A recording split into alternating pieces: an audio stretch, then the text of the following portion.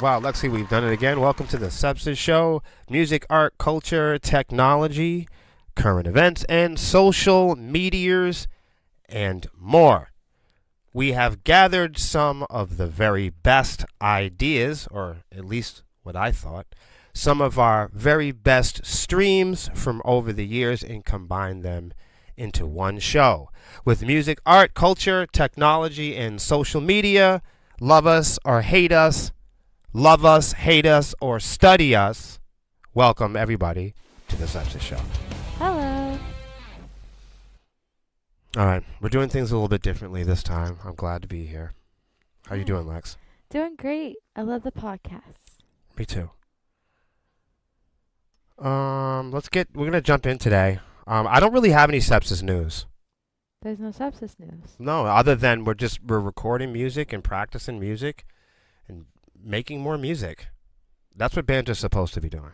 Music. Also, we've been going live on the social meteors That's right. as well. So if you're in the Hive, we've been writing in there. That's true. That's true. If you are a subscriber and you enjoy behind the scenes, then you will definitely see us a lot more in our like candid groups and subscriber groups doing writing and recording and other behind the scenes content creation. It's really the best place to be. Yeah, definitely subscribe to us if you haven't already. Let's jump into our first story of the evening. Lexi, take it away. It's a Metallica story. Oh my. Here we go. Yes, 2 Metallica fans earn a lifetime ban from the stadium after a recent stunt. Okay, let's see what this stunt is. 2 Metallica fans now find themselves facing a lifetime ban from Perth's Optus Stadium due to stunt they pulled while trying to get a better look at the band during the group's early November performance. Metallica made their way to Australia back in November, and during a November 1st concert, 2 fans were busted after they were caught attempting to scale one of the speaker towers during the show. So, okay, for their for their actions, both men ended up in court. Mm-hmm. According to Perth Now, 20-year-old Beau William Loach, I'm sorry if I pronounced his name wrong, Right. Rawlings, and 23-year-old Rory Hugh Colbert received their punishment this week Damn, they just got a lot of clout. Like they just got blown up. for climbing the tower during Metallica's 2-hour performance. So are people now? So Australia isn't only stopping teenagers Right. from being on social media, right? Yes. Now they're banning people for climbing the stage towers. I'm going to be the old guy in the room. I don't want no fucking kids climbing on the stage when I'm doing shit. Yeah. Not because I'm...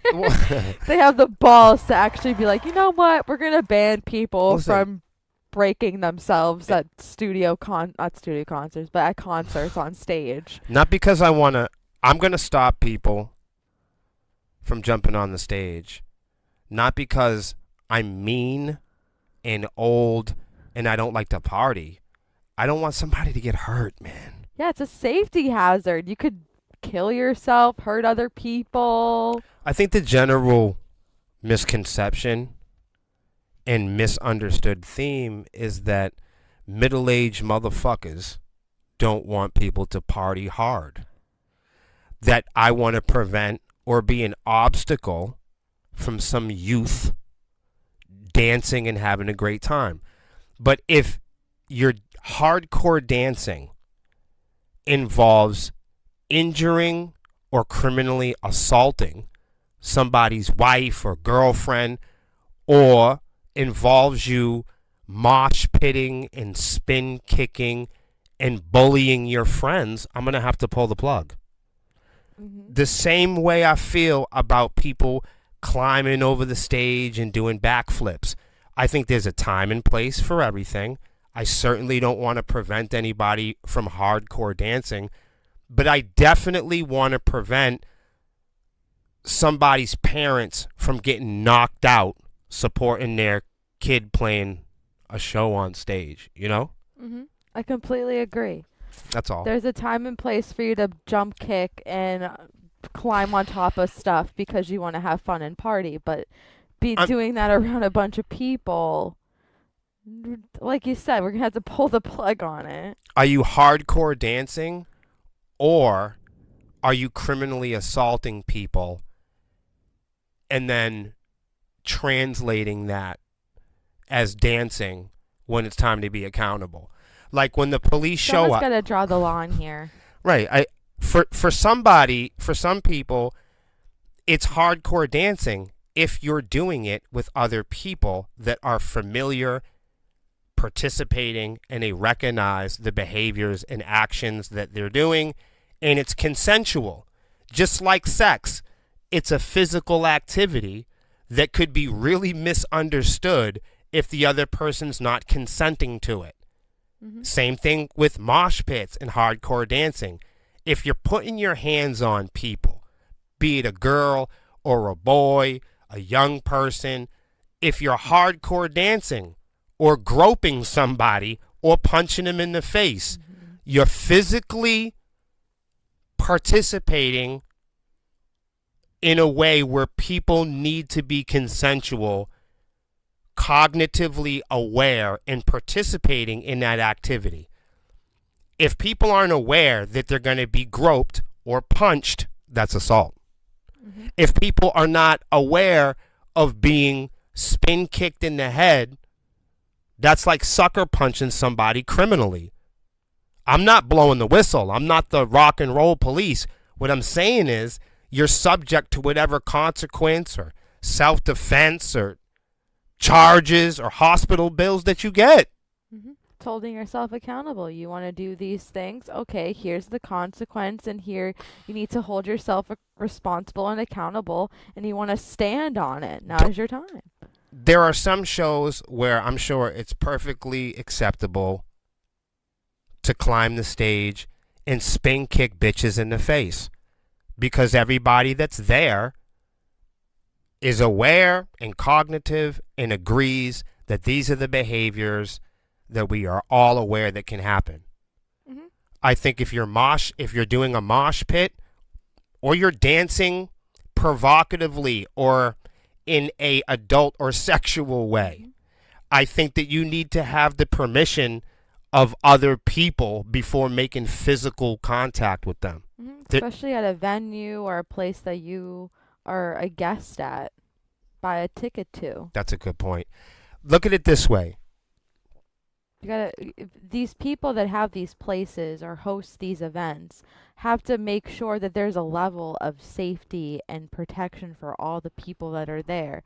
So there's a couple people that think and co-sign each other that this is okay when there's another group of people that are potentially going to be harmed or potentially to be a criminal or an assault thing. The people that have this venue have to put those two things into perspective and figure out where to draw the line to protect everybody without hurting each other or anything. So for these venues and other places, they need to have these things in place, like these people here. They're going to ban these people for climbing on top of a stage tower because it could lead to the potential harm and assault on themselves and others.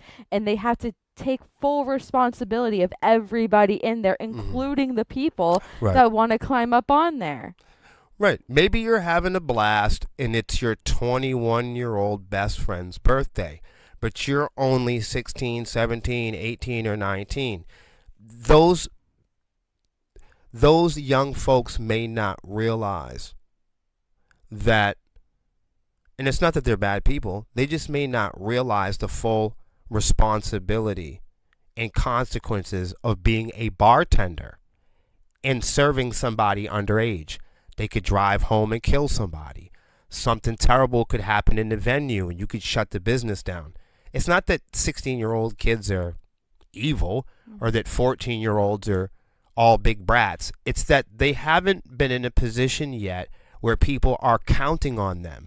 they haven't been put in a position yet to pay for hospital bills or bail money.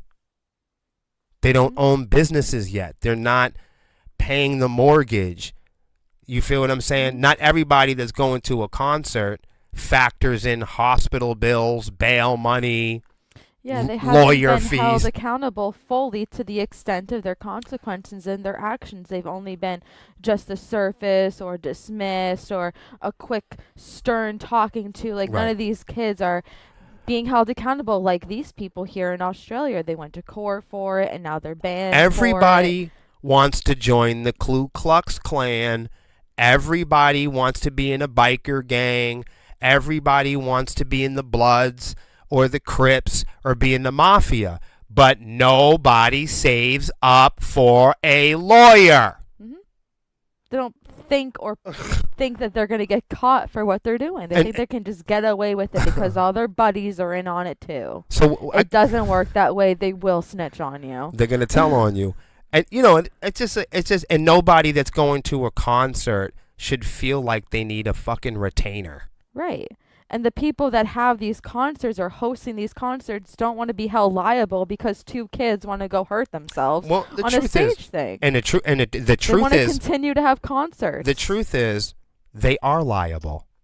Right. They you are know, going to be held If liable. if What a, I mean is that they don't Mhm. want to like stop the future of people going there. They have Prevention. a level of a level of prevention. they want to keep their businesses, Mhm. they don't want to be evicted, they don't want to be homeless. Mhm. So if you're an event coordinator or you have a nice bar, of course you don't want people in there illegally drinking, assaulting each other, because you're going to get a bad Google review. Mhm. People aren't going to go to your business. It's going to be shut down. Isn't that fun? Mhm. I know. Lexi, you sound so grown. That's not fun. You're supposed to, raise the roof and burn it down and Well, if it comes to people hurting themselves another, I'm going to have to pull the take plug. the old folks' terms Got to pull the plug. and I pull it. I thought this was interesting. I don't want to spend a ton of time on this crap. Okay. Do you want to read But this one then? I'll read this one. Okay. This seems pretty. The sex Deep. offender president is to sign an order prohibiting state AI regulation. The sex offender president declares a need for, quote, one rule book so the United States can dominate the AI race. What do you think about that? One rule book to dominate the AI race. It sounds like some supremacy. So no, but what I want to point out is he wants to sign an order prohibiting states to regulate AI. They want to be able to let AI run wild. They want AI to be the. They want AI to be the chief. Oh, I don't know about the chief, but they've Goofball announced Monday that he plans to sign another executive order permitting only one rule for regulating artificial intelligence in the United States. Quote, there must be only one rule book if we're going to continue to lead in AI. We are beating all caps, all countries at this point in the race, but that won't last long if we are going to have 50 states, many of them bad actors. I can't read most of that. What the So hell? the whole point is several states, including California and New York, have passed statewide legislation this year regulating various aspects of AI. Okay, so there are laws, basically everybody, to translate that bullshit. There are currently laws that are in place that are taking place. We've covered it on the show before, like the Elvis Act, for instance, that protect musicians and content creators from AI stealing our music, our likeness, our authenticity. Right now, as of now, there are laws and protections like copyrights and trademarks that are similar in the extent that they allow legal language to be generated in the case that musicians are going to court to defend our music. Right now, there is language that exists and that is being created and strengthened to protect artists, creators, and musicians from having our original work being stolen outright by learning machines. As it is right now, there are several protections and legal languages that are being generated and strengthened to protect you at home from artificial intelligence. And now they want to remove that with one rule. What do you think about that, Lex? That's crazy. I thought so too. That's psychotic. I thought so too. The last thing we need right now is that's not going to hold up in court. Well, I don't think so. But the last thing I think we need right now is AI to run more rampant. Right. Run more out of control. That's crazy. If anything, right? Remember that they promised that having all of these intelligence. Remember that they promised us that having these intelligent machines, having us all buy into it. They promised us that having AI was going to fix fraud. It was going to fix and correct bots. Remember that from Elon's Pizza to all the other big promoters of artificial intelligence, they all said that when they get a hold of Twitter, they were going to fix the bots. That if we went with AI, it was going to improve the streams and the botting and the cheating. Remember? They all promised us that as long as we did this AI thing, that the cheating would stop. That AI was going to be, a big part of protecting us from fraud and streaming fraud. Remember? Mm-hmm. I just want to point this out. It hasn't done that. No. And now they want it, and now they're suggesting that artificial intelligence should run rampant, and there should be less regulations on AI, so it can learn even more from us. Yeah. Without regulation.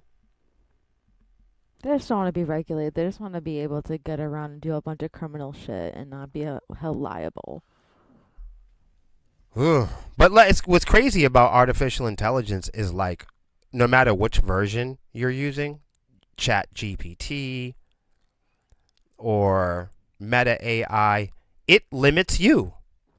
Like it has no limits in terms of what it wants to study. It wants to study what you look up on search engines. It wants to be able to study what's in your camera roll. It wants to be able to study your photo albums, all of your musical work, your bank accounts. I mean, AI is installed almost in every layer now of the electronic industry.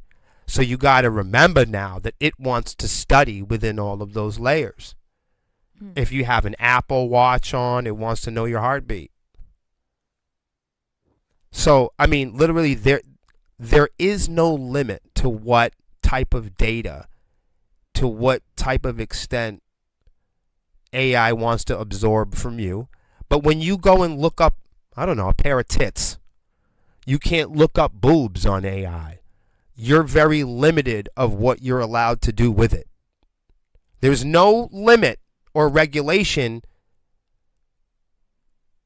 when it comes to what it can learn from you. But there is nothing but limits in terms of what you can do with it. And I can prove that based on what you're doing with it now.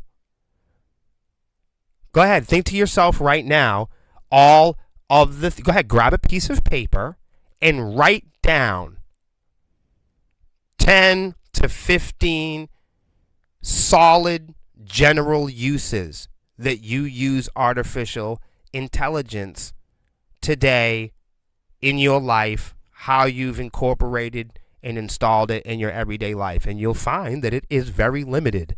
You'll find that there isn't much to write down on a piece of paper. But if you flip that piece of paper and you say, what do the big tech companies have for restrictions and limits on access from what they can learn from me?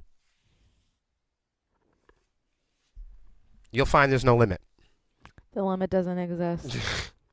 That's crazy, right? Yeah.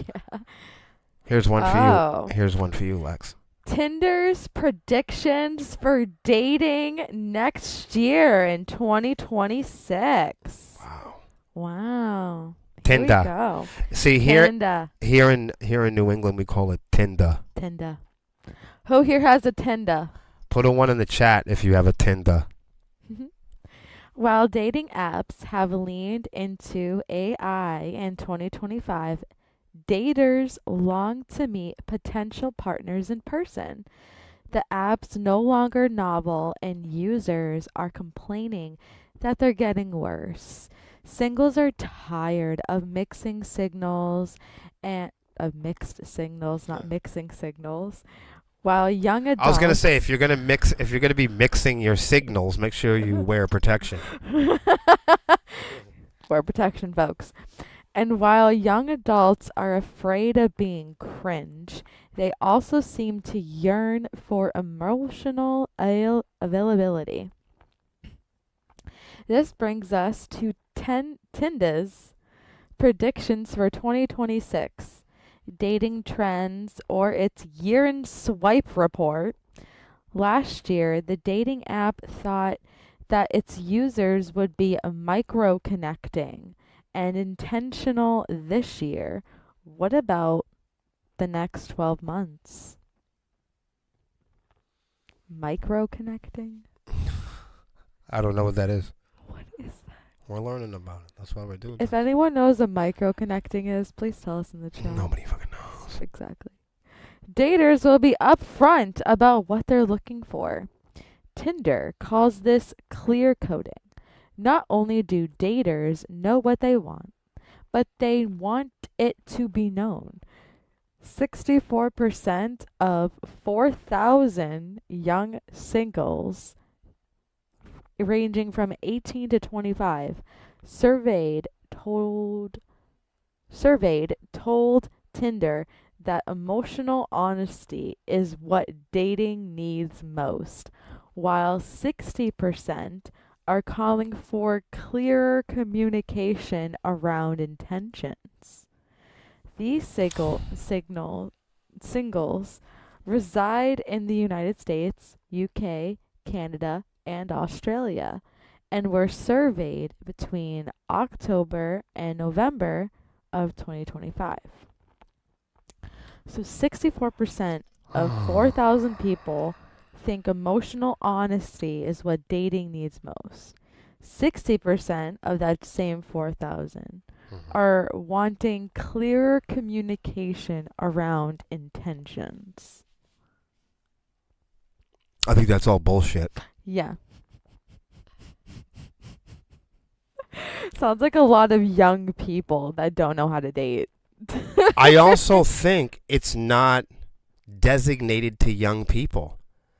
I think young people and old people don't know how to do it. I think they won't. I think a lot of people say that they want honesty.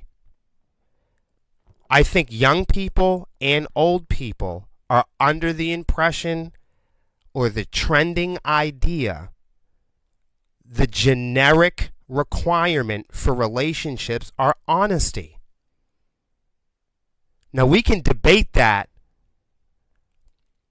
but I don't think when young people say, tell me if my ass looks good in them jeans, I'm not so sure they want an honest answer. Yeah. And that goes for people that are 44. Mm-hmm. And that goes for people that are in their 60s. We say in relationships all the time, generically, if you put two speed daters that have never met each other in a blind date situation where they have no obligation to each other, They have no reason to lie or tell the truth.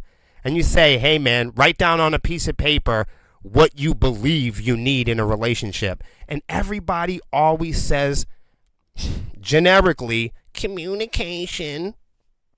And they say generically, honesty. But when you ask people, hey, does my ass look good in those jeans? People very rarely want an honest answer. Because what they really want is the honesty sugar coated to fit what they want to hear at which time in order for them to accept the feedback, because they're too fragile to accept the feedback, which goes into what you're saying, that real people don't really want honesty. They just want some bullshit. Mm-hmm. What people should write down in a blind date situation is, I want somebody that makes me feel good. I want to, or also, they could also write down on that paper, I want to fuck multiple people. I want somebody that makes me feel good. I want to fuck multiple people. And I want everyone to be subservient to me because I want to dominate most of the people that I come in contact or encounter. They want to control everybody and everything. Do you want to be right or do you want to be a ruler? Most people in the comments section won't even write it in the comment section.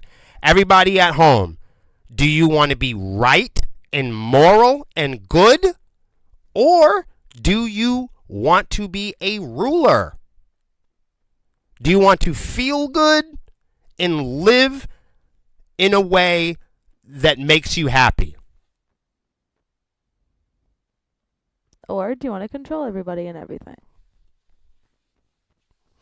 Well, I would argue that most people on the surface in their public personality, I think most people would say that they want to be good people. Mm-hmm. But if you get people that say they want to be good, you have to learn where they got their ideas from what is good and what is bad. You have to find out who taught that to them, what that means to them, right, where they learned it.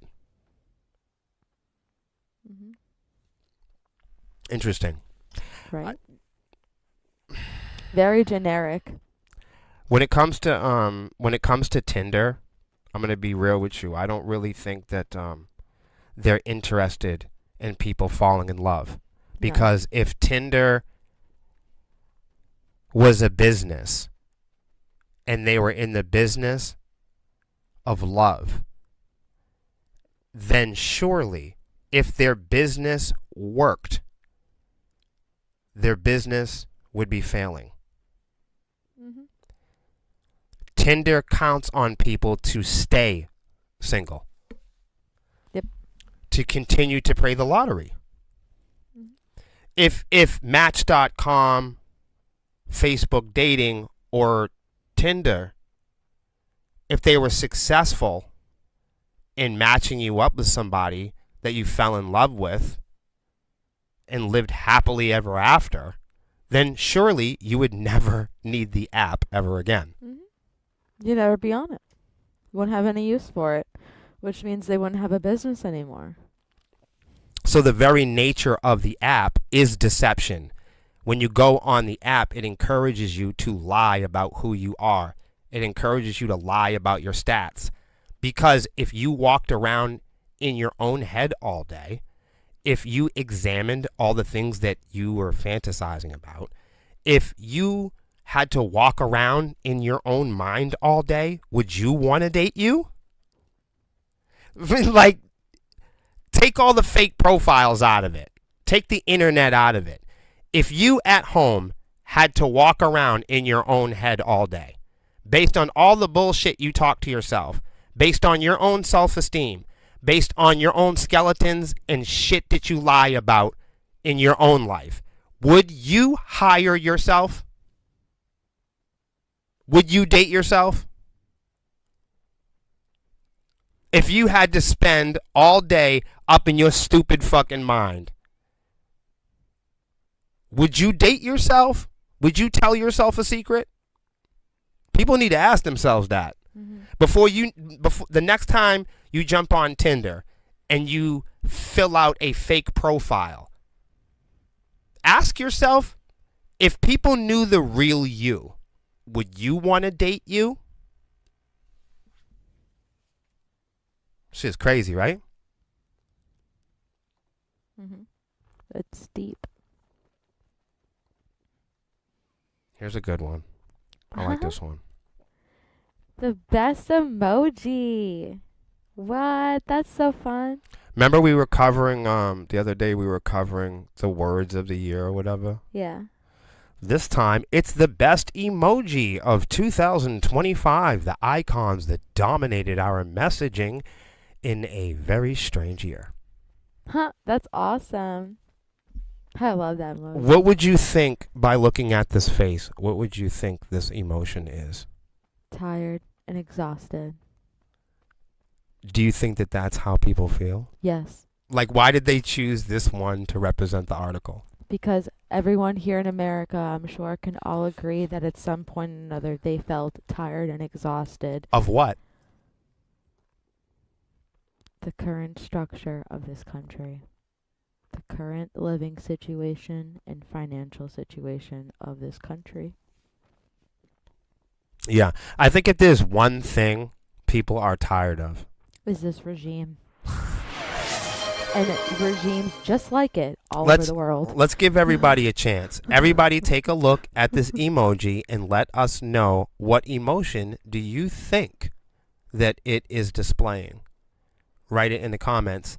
And then, after you write tired, I would like everybody to write in the comments, what is one thing you're actually tired of? Write down in the comments one thing you are actually tired of. Give us one thing we can do without. I do think that's interesting. The use of emojis in text messages is regularly derided as something millennials rely on too much, but they're still widely popular, at least according to Emojipedia's real-time tracker. In April, iOS users finally got their hands on the new emoji icons introduced in Unicode 16 update. We can expect to see the list of Unicode 17 in 2026. However, if you're on Android, specifically using Google's Noto color emoji, you can try the new emoji right now, including the highly anticipated distorted face emoji. Aren't you guys excited? Yay! I'm excited for not that. I love emojis. You do? Yeah. Are you excited for more? I communicate sometimes with emoji. Well, you're in the group. Yeah. You're in the group of people that I'm an internet kid. I like emojis. and you enjoy that. You know what I like? Face-to-face conversations. I do. I want. I was just guessing, to be honest. I do. didn't actually know. I don't want to talk to anybody I can't hug or punch. Mm-hmm. That makes sense. If They're I very can't, yes, confrontational. I want to be able to look you in the face and negotiate with you, punish you, or reward you. To your face. To your face. Mm-hmm. Mm-hmm. I don't want to slip around and slide around and be misunderstood and be able to dial in and dial out and pivot and switch footing and fuck around. I don't want to do that. For me, I like court. Yeah. In court, you have to show up, you have to be present, because in court there is a fact-finding, objective, and scientific observable way to determine the emerging truth. So down to the tone of your voice needs to be factored in, the volume of your voice, whether you're standing or sitting, because it shows a full range of human capability and communication. People that dummy it down to hieroglyphs emojis or smiley faces, that is one sophisticated layer of communication, like sign language. But you have all these other things happening too. And like if you're African American, you already know about this. Like if you're a rapper, you have to speak multiple languages. You know, if you're a black guy, you understand. You got to speak white guy, black guy, guy at the store guy. You got to speak the joint. You got to speak the street. You see what I'm saying? You can't just speak one language and be a black guy. Trust me, I know. So that's why in life, like, there's many different ways to speak. That's why there's different genres of music. That's why there's different forms of art, different hues and textures of colors, shapes, and geometry, because it makes up our observable full range of senses and communication abilities as this creature. So like when you go to court, that's how they speak in such a way that is observable and fact finding. It's not flawless, but it's the best we got. Mm-hmm.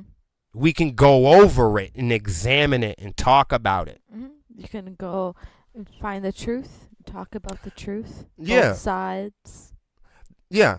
So I don't say I prefer speaking face to face, you know, and that should take the place of hieroglyphics. I'm not saying that. I think what I'm saying is I think we should include sign language and body language and art. I think we should include screaming and harmonizing and lullabies. Mm-hmm. I don't think we should leave out the full range or dynamics or volume of our communication as a species. If anything, we should be aware and cognitive to explore that there are a diverse and vast amount of ways that animals, plants, and people communicate with each other. Yeah, I agree absolutely. It should all be included all together in one big pot of this is our communication. Everything that exists outside your home right now in your front yard is working together in tandem, absolutely communicating each day to make that reality a thing. Mm-hmm. The bunny rabbits are coexisting with the squirrels and the house flies and the beetles and the whole bit. Definitely. Even plants and fungi and all of that. It's all in harmony. That was crazy. Mm-hmm. I like emojis. I think they're needed.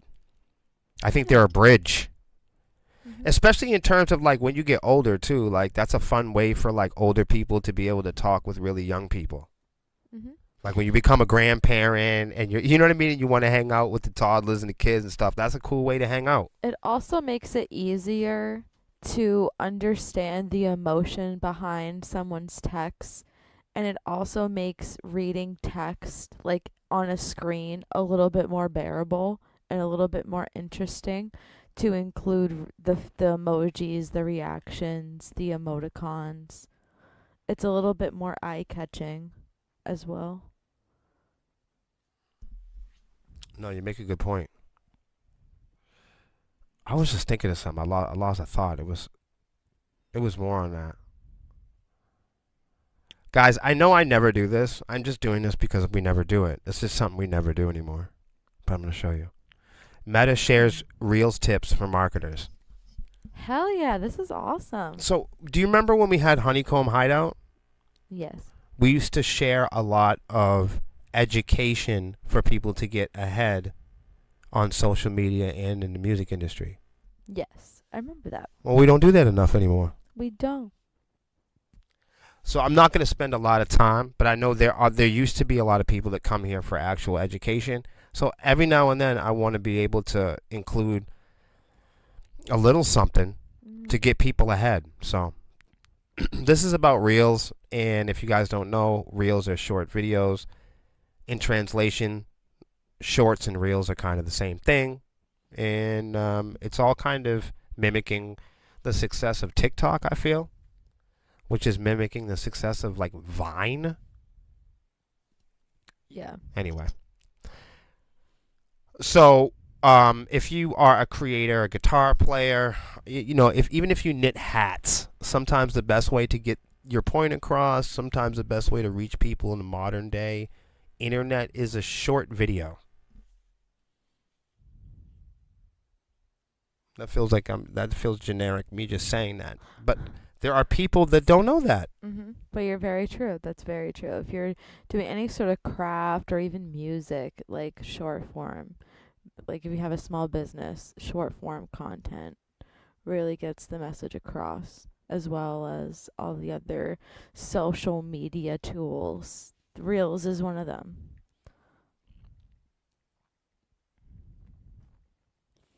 I think Vine too, in regards to the list of things that are mimicking the success of, Vine mimic the success of the content creators on YouTube making long form content.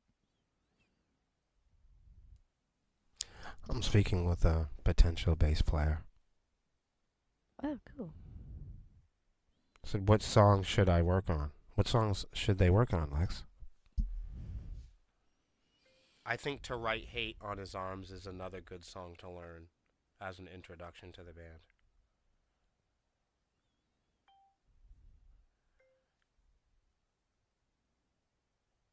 Let us know if you need any help. Like another song? Yeah, they said they like Bathwater, so I gave them To Write Hate. Well, if he also likes Bathwater, he would also like the heaviness and the rhythm of the bass in the song Eyes of Empathy. Oh, there's no question there. I wanted to give him something in a different key, because like Eyes and Bathwater are in the same key. Yeah, that's in the It's same like key. so like a lot. Okay, do you want to know Maybe why? Blacklight. Do you want to know why I give people To Write Hate a lot? Because in a lot of modern day metal is down tuned or tuned to lower tunings. Okay? Yeah. In a lot of modern metal, quote unquote, they use thicker gauge strings. We don't. We use traditional guitar strings, and we tune to drop C, which is a little bit more of, I think at this point, a generic or traditional, for lack of better English, traditional guitar tuning. Okay, so like, not to mention, it's not, I wouldn't consider it a low tuning. It's closer to standard tuning. You hear some guitarists in modern metal bands, there are a lot of guitarists that have 7 or 8 string guitars and they tune really low, whereas we play 6 string guitars and we still tune to guitar. Yeah. Some guitar players today tune their guitar to tuba. So to give them To Write Hate, you would be channeling them into a different spectrum of a guitar tone or Yes. a tune that they may or may not be familiar with. Correct. So it's the best way to test them if they are familiar with it or not. And it's not a good or bad thing. Yes. Now you're getting exactly what I'm putting down. What I'm showing them is, yes, the guitar is tuned to drop C, but a lot of people will tune their guitars to a certain tuning and then be expected to play in that key or in respect to the lowest note in the tuning, but not Sepsiss. Yeah, if you're going to be in Sepsiss, you would need to learn this type of tuning as well as different types of tuning that you may or may not have used yet. And if you want to be in the band Sepsiss, right, you would need to know these things and be familiar with these things, because this band is different and we need to prove and show to you that this band is different.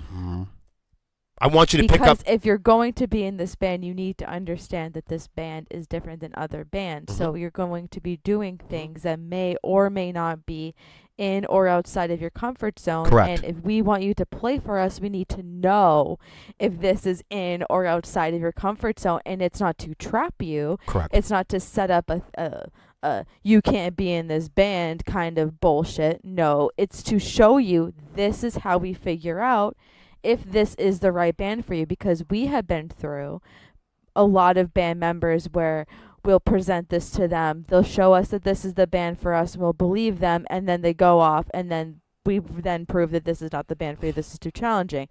To skip a year and a half of that bullshit, we're doing this now. And that's not a bad thing. We're not an evil person. We just need to figure out if this is the right thing for you and for us. And what we need to work on. It's a way for us to help the people that are auditioning. It's a safety procedure that we install so they can be protected from being ambitious or over analyzing or trying to look for the fine print. We're removing the veil from your eyes now. Right. Can you pivot? We want you to be able to pick up the bass and be able to go, this is wrong, and then be able to adjust to it. We want you to be able to look at a riff and go, I wouldn't play it that way, but I'll consider it.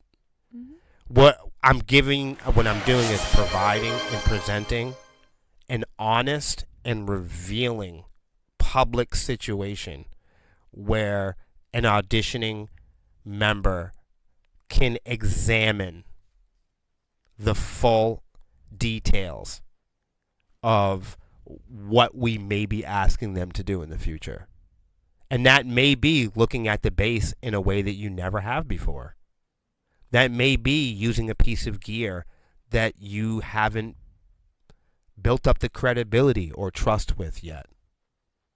I know that was a big, difficult thing for me in this band, was being able to upgrade my gear and trust the new technology and learn how to play not rock and roll or guitar, but how do I play Sepsiss?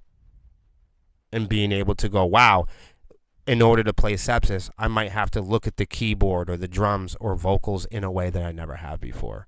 In order to play Sepsiss, I might have to look at touring or social media or wardrobe, the way I dress. I might have to look at my life a little bit differently if I'm in this band. You're life, right. Playing ability. It's a lot to consider. And we're presenting it to you early. So I'm just going to share this just for people that are trying to get ahead. Meta has shared some new tips on how brands can maximize their performance on Reels based on research conducted by some dude, which looked at a broad range of brand originated content. Based on this analysis, Meta has shared 5 key strategies for brand building Reels and 6 strategies for direct response. Given that Reels are now driving virtually all of the engagement gains on Facebook and Instagram, these notes could be very valuable for your planning. Unless you're like us, we still vlog. Yeah. And we still get a lot of, strangely enough, we still get a lot of, I'm just going to show the screen to you guys now. Whoop. There we go. 5 key findings for brand creatives on Reels. Show both brands and main messages early in the creative. State your case easily, meaning don't be confusing.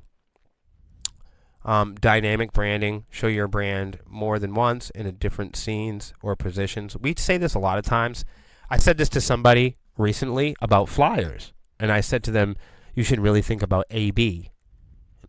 I don't know if they know exactly what I was talking about, but what I was talking about is using A/B flyers. So maybe you make a flyer and it's orange and you love it, but you haven't considered that people hate the color orange, you know? So Mm-hmm. if you really want your flyer to be seen, you'll make an A and a B flyer. Yep. Make an orange flyer, and then maybe make a flyer, make a flyer where it's a color you don't like. Go in the opposite direction. Maybe you hate dull green flyers. Mm-hmm. Nothing against people that like green, because I like my money green. I like my weed green. Right. You know, It's a good color. and Melissa likes her vegetables green. It's a good color. So, for all you green people out there, green fly is the shit. Mm-hmm. You know. So, dynamic branding, being able to show yourself in different light, leverage speech and music together. That goes without saying if you are a musician, right? I love watching musicians advertise and then not use their music. I'm like, what the hell? Right. That's really weird. Like, even when we start this program, this is a talking program, but even when we start the program, we play original music that we've created. Yeah, we didn't just go and find some royalty-free Right. AI stuff and just put it together. We made it ourselves because we're musicians. Right. And that's what they mean about leveraging speech and music together. If you don't have to hire people, you know, or you don't have to use somebody else's music, a bonus. But even if you're not a musician and you're trying to get the word out, you can use music to help deliver your message. Just remember to help the musicians along the way. Say it out loud. Deliver the message through audio and visual cues. I think we just covered that. And then a slice of life. Show scenes including people going about their everyday lives or activities. This is the only reason why I'm actually reading this today. Because this is what I have been trying to teach to my friends. I don't care so much about strangers or people I've never met before that haven't introduced themselves to me, other than I hope I meet you guys in the future and it's a positive experience. I care about people I know. Okay? Because I'm selfish. I like to focus in on people. Why? Because I want everyone's attention. I want everyone's loyalty. I want everyone's loyalty full. I want everyone's attention full. Because that's what I give. I give people my attention. You know what I mean? If I'm asking for your friendship, it's because I'm giving it. So if I'm asking for your attention fully, it's because I'm also prepared to give it to you. This is what I've been trying to teach my friends. I don't care if complete strangers don't understand this or not. But if you're one of my friends and you're trying to gig or get a side hustle or work on the internet, you know, the way you get people to support you is not by being an expert. The way you get people behind you is not by hiding for 30 years and then popping out and being, you know, the best guitar player everyone's seen. If you do that, you create a problem for yourself. Nobody was there to see you grow. Nobody was there to get behind you. You didn't put yourself in an experience or an environment where other people can support you. Mm-hmm. So that's the reason why I grabbed this one article, because I want people, especially my friends that are marketing and promoting themselves online, they all believe that they need to be master pianists or America's Best Dance Crew to make a TikTok, to do a stream, to learn the drums. And I keep telling people, no, just go live. No, just include people on what you're doing before you ask them for all of this support.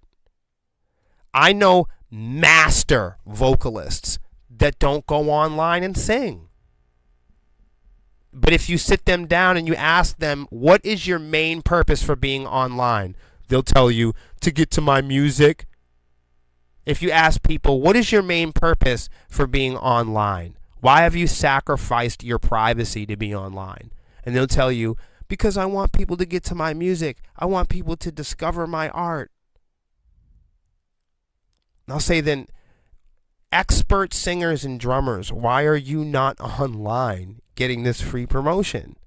And they'll say, Oh, it's because I don't have a microphone that's $1,000 and I don't hit the big high notes yet and I can't do the big fills. But when I do, I'm going to go online and show everybody. And I keep telling everybody, no, no, no, no, no, no, no, no, no.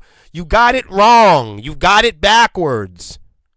You're missing the point of content creation.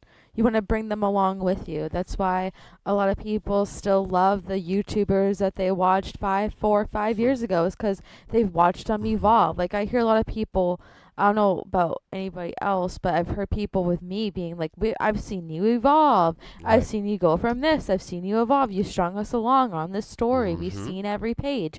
That's what you want if you're going to be online and show people your art and show people your music. Is a big key part of them seeing that, and you having what William was talking about is to show them and portray to them the story of your evolution.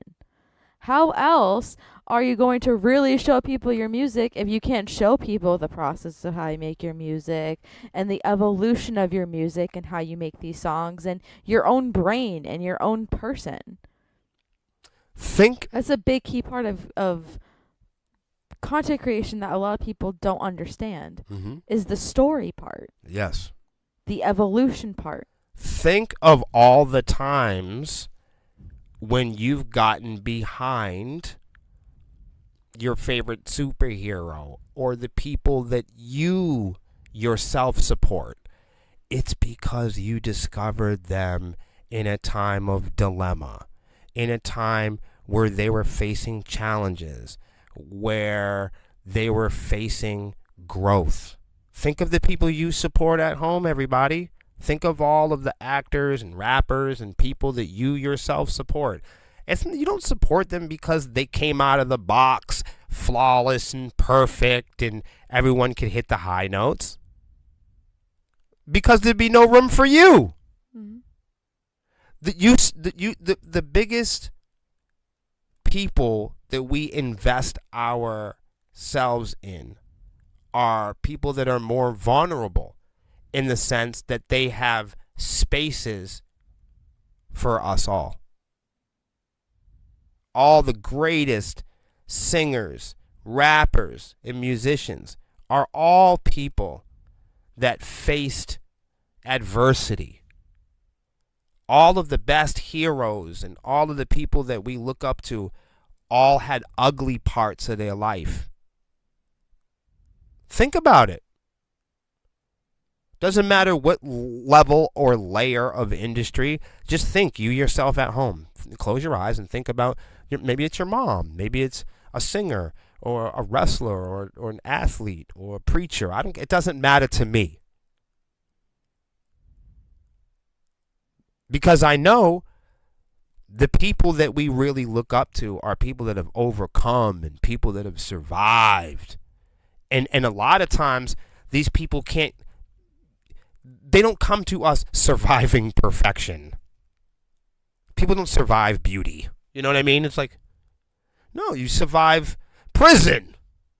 You survive abuse. You survive war. You survive falling flat on your face. You survive embarrassment, humiliation. And people go, my goodness, look at this person. They're still standing and they can play the harp. Oh my God, look at this person. They've been dragged and they can still speak. How are they standing there? How are their atoms and protons still sticking together? Fun stuff, We want to do one more? Yeah. We'll do one more. Man, I hope this one's good. Mm-hmm. It is good. In a sense, it's all good.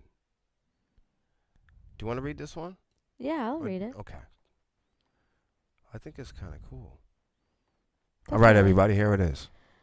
Sumerian Records founder Ash Aleldzin blasts tech companies for embracing AI music. I don't ever care at the first glance of record labels getting upset about what AI does to musicians, because before AI was ripping off musicians, streaming giants and tech companies were ripping off musicians.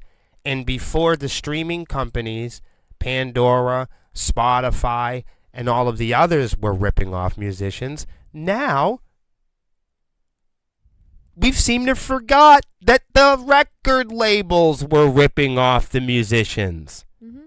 Before AI was ripping off musicians, the streaming companies were ripping off musicians. And before the streaming companies were ripping off musicians, the record labels were ripping off musicians. Yes, the record labels don't want another guy in town ripping off musicians, taking their territory. That's all it seems like. It sounds like a bunch of criminals mad that there's more criminals with bigger, better technology in town. It sounds like they're having a capitalist society issue. Anytime we talk about music and capitalism, we're talking about greed. And tech companies. Here we go. Sumerian Records founder Ash Avaldsen has taken aim at tech companies for their decision to embrace AI music. According to him, quote, there must be a velvet resolution of artists and labels that refuse to accept and comply with the old guard is doing. End quote. But, I mean... Old guard? What are you, a gatekeeper? Right. Here's the thing, too. Like, what he is suggesting is what musicians should have done against record labels. Yeah, going against your own interest. He is suggesting that we all stand up, unify together, okay? And we all go against AI companies.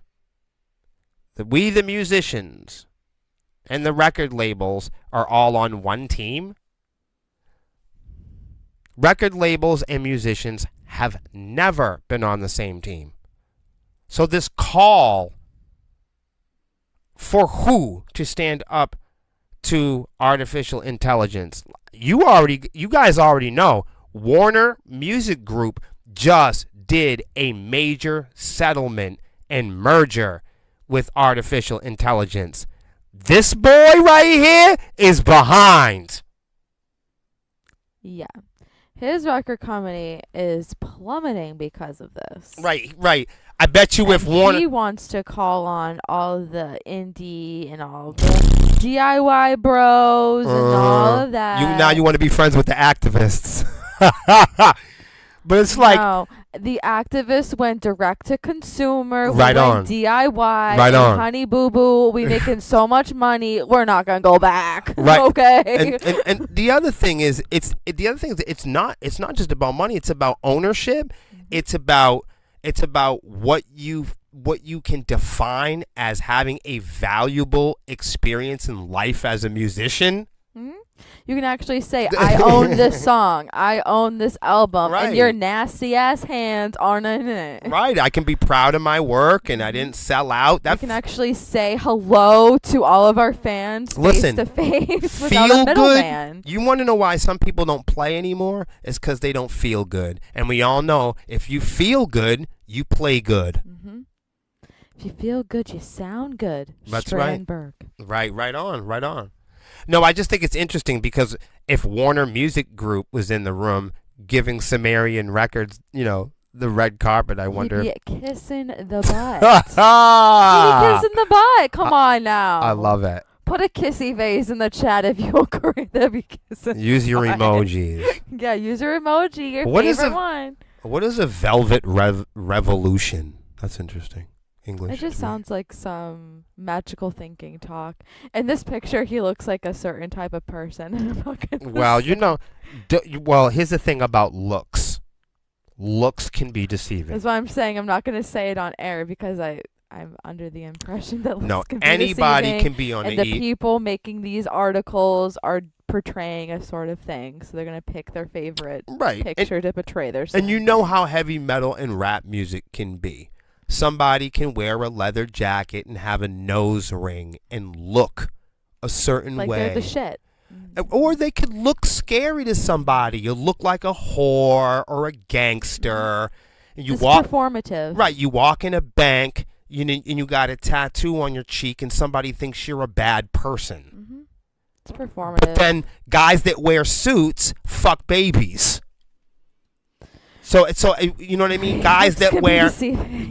right. What I'm saying is you can wear a robe and sprinkle incense all over the carpet and pretty promise that you're God's best friend and still fuck somebody in the fanny. Very deceptive. We have an adjudicated sex offender as a president. I can prove it. Just look at our regime. We have a guy that's a president right now that's been found liable for sexual assault, and nobody bats an eye. It doesn't matter what you look like. Doesn't. Looks can be deceiving. Just because somebody wears a badge doesn't mean they're your best friend. Exactly. Looks can be deceiving. It's very performative. What is this thing? I can't get rid of this. I have no clue. I've been trying to figure that out myself. Shit. Oh, There we go. the internet's so perfect. It hurt us. Here is his full statement, and it goes as follows. We will not go quietly into the night. Yes, you will. Yes, you will. You're going to do what you're told. Okay. We will not go quietly into the night as the corporate overlords once again marginalize and minimize the reward of human music. Yes, the fuck you will. When it comes to the industry. See, what Buddy here doesn't know, he hasn't been watching the Honeycomb Hideout for the last 4 years. The pathway to independence is not through the industry. And that's exactly where Sumerian Records has always wanted to be. Sumerian Records wants to be in the industry. They've taken every pathway that you would take if you wanted to be a corporate legacy record label. They're not independent. No. Because the path of independence is not through any industry behaviors. And the path to the industry is not through independent behaviors. You see, I say things on here that are independent. And what that means is nobody can tell me what to say. It's not going to change the way I write my music. The relationships that I make, personal or professional, is not going to change the way we write our lyrics. That is independent. What I say on the podcast is independent because I don't give a fuck what the threat or the punishment is for what I say. I'll go to jail or fucking die for what I believe in. That is independent. He doesn't have the balls to do that. No. What I Very said, virtue signaling. right, the thing that I just said a moment ago is not going to get me hired at Walmart. The thing that I just said a few moments ago is not going to get me selected to preach at a church, because what I just said a few moments ago is independent. I could say fuck you, I could say fuck the police independently, and I'm not going to lose my job. The more industry, the more corporate, or more of a good boy in society that I want to belong to, then I have to follow the rules and regulations, and I'd have to give up my independence. I'd have to give up the way that I chat. I'd have to give up the way that I write my lyrics to people please an organization or a group that depends and relies on larger groups to exist. It's not going to happen. The pathway to an industry is not independence. An industry is many departments, where independence, It's just one department. right, it's much more decentralized in that sense. There's no minimum. Right, I'm not on parole. Yeah. I'm not on rock and roll parole. You have no one to answer to but yourself. That is independent. Right, being independent means I can say that Donald Trump is an adjudicated sex offender. And I alone am held consequence. I alone am held accountable and responsible for all the things that I am saying. There's no record label. There's no one on Facebook that can come and tell me, oh, you better not say that or else. We can give you the CD that you want, the Almost 11 CD, and we can give that to you with Mhm. no other hands in that pocket. Even Just ours. yes, even if the police tell me you better not, fuck them too. If it You is own the music. right, if somebody was to come to me and say, "Hey, it's illegal for you to sell rock and roll and say the things that you're saying on the internet," I would politely, kindly, and calmly explain to them, I'm going to do whatever I want to when I feel like it, even if you call the fucking army. That's Independent. independence. That's independence.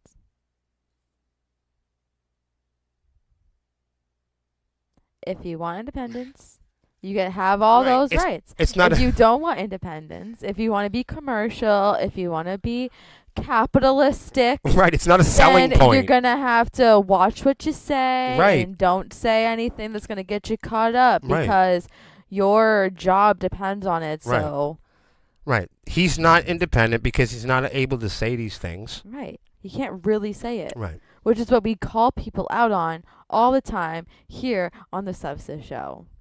Every Wednesday. They go on here to say that the big three and big tech all have teamed up to usher in AI bans with open arms. Why? Same reason they allowed Spotify and YouTube to uses some different language here. Sexually assault the artist's royalty and devalue the playing and song on demand it's worth. Because they get to sit in a closed door conference room, cut a deal for equity and an MG minimum guarantee upfront advance that solely goes to the corporation. That's the same thing that record labels do. Yeah, you just snitched on yourself. Right. That's the same thing that record labels do. You're a record label, and this is your argument, which means you just snitched on yourself. Right. And the thing is like the internet and AI is all claiming to help everybody. Sumerian Records, you only help your best friends. Yeah. You don't believe in everybody. You only believe in the rock and roll that you believe in. And you're only speaking up because you're losing funds for AI. Right. Things aren't going well for Sumerian Records, so now they talk like they're independent. But to keep it real, AI and the internet and Facebook is offering more than Sumerian Records ever will. 99.9% of hard rock and heavy metal artists will never get a phone call from Sumerian Records, and here they are trying to unify. Rally up the independent artists. Get out of here. You know, when shit hits the fan, you notice that legacy company corporations, they'll all mimic what it's like being the middleman, and they'll tell you what it's like to be the, I guess they say, the common man. Yeah. The majority. I don't know what they call it. Generalize everybody. Right. I know what they call it, in my culture.